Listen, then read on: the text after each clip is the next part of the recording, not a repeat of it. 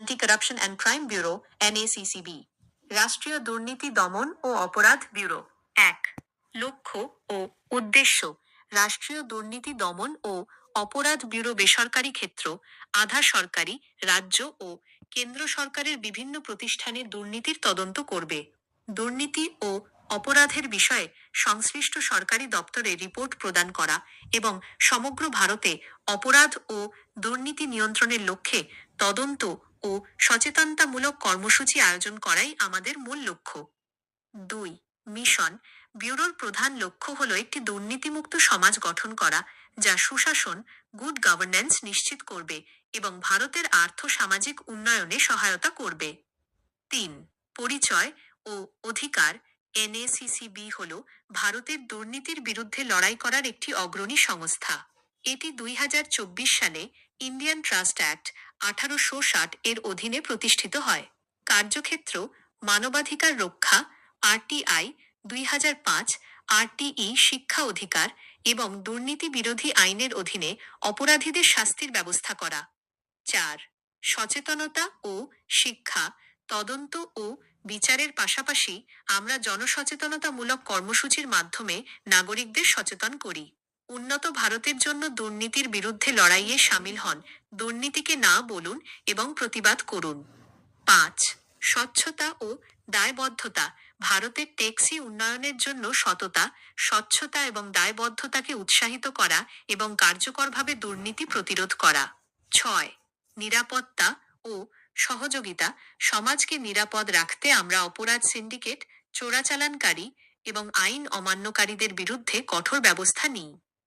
আমরা রাষ্ট্রপতি, প্রধানমন্ত্রী, স্বরাষ্ট্রমন্ত্রী, CBI, র এবং গোয়েন্দা বিভাগকে দুর্নীতির তথ্য প্রদান করে সহযোগিতা করি। 7। চিকিৎসা ও সমাজসেবা। অসহায় মানুষের জন্য হাসপাতাল, দাতব্য চিকিৎসালয় এবং মোবাইল ক্লিনিক স্থাপন ও পরিচালনা করা। 8। অনিয়ম প্রকাশ। সরকারি বা বেসরকারি দপ্তরে চলমান যে কোনো কার্যকরী অনিয়ম ও দুর্নীতির পর্দা ফাঁস করা। 9। অপরাধ ও সন্ত্রাস দমন। দেশ থেকে অপরাধ, দুর্নীতি এবং সন্ত্রাসবাদ নির্মূল করা। 10। কমিটি গঠন। জেলা, রাজ্য ও আন্তর্জাতিক স্তরে কমিটি গঠন করে পুলিশ ও প্রশাসনকে অপরাধী এবং সন্ত্রাসবাদী শনাক্তকরণে সহায়তা করা।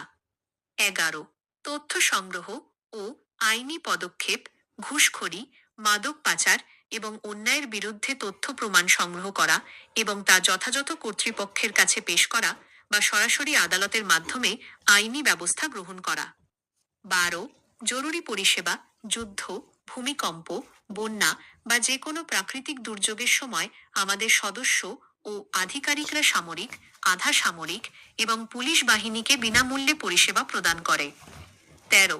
সচেতনতা শিবির ও নেশামুক্তি। যুব সমাজকে মাদকের হাত থেকে রক্ষা করতে নেশামুক্তি কেন্দ্র স্থাপন এবং রক্তদান, কন্যাভ্রূণ হত্যা ও যৌতুক প্রথার বিরুদ্ধে সচেতনতা প্রচার করা। 14। বিনামূল্যে আইনি সহায়তা। ব্যুরোর সদস্য, আধিকারিক এবং সমাজের অভাবী ব্যক্তিদের বিনামূল্যে আইনি পরামর্শ ও সহায়তা প্রদান করা। 15। নারী ও শিশু সুরক্ষা। নারী নির্যাতন রোধ, শিশুশ্রম বন্ধ এবং মানবাধিকার রক্ষায় সুপ্রিম কোর্টের নির্দেশিকা অনুযায়ী পদক্ষেপ গ্রহণ করা। 16। সামাজিক ব্যাধি দূরীকরণ।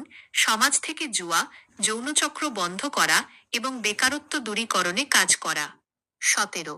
পরিবেশ রক্ষা, পরিবেশ সংরক্ষণ এবং দূষণ নিয়ন্ত্রণে কার্যকর ভূমিকা পালন করা। 18। অর্থনৈতিক অপরাধ দমন, আয়কর বা বিক্রয় কর ফাঁকি রোধে নজরদারি চালানো। 19। সাইবার নিরাপত্তা, সাইবার অপরাধ সম্পর্কে সচেতনতা বৃদ্ধি এবং সাইবার বিভাগকে তথ্য দিয়ে সহায়তা করা। 20। কারিগরি ও উচ্চশিক্ষা। দরিদ্র ও মেধাবী ছাত্রছাত্রীদের জন্য ইঞ্জিনিয়ারিং, মেডিকেল, শিক্ষক প্রশিক্ষণ এবং কারিগরি শিক্ষা প্রতিষ্ঠান পরিচালনা করা যাতে তারা স্বনির্ভর হতে পারে। 21। গ্রামোন্নয়ন ও স্বনির্ভরতা। গ্রামীণ এলাকায় কুটির শিল্প, পশুপালন, ছাগল, হাঁস মুরগি চাষ এবং মৎস্য চাষের প্রশিক্ষণ দিয়ে বেকার সমস্যার সমাধান করা। 22। তথ্য ও সংস্কৃতি, সরকারি বিভিন্ন জনকল্যাণমূলক প্রকল্পের তথ্য জনগণের কাছে পৌঁছে দেওয়া এবং অডিও ভিজুয়াল বা তথ্যচিত্রের মাধ্যমে দেশপ্রেম ও সম্প্রীতির বার্তা প্রচার করা।